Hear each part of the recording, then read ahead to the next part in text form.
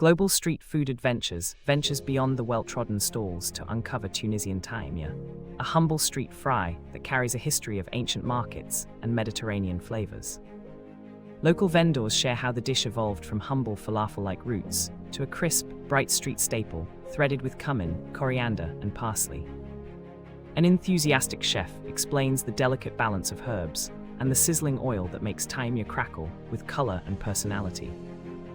A local food lover recalls childhood memories of street corners, where taimia stories were told alongside mint tea and music. The episode weaves origins, culture, and modern twists into a flavorful map of a city seen through a single bite.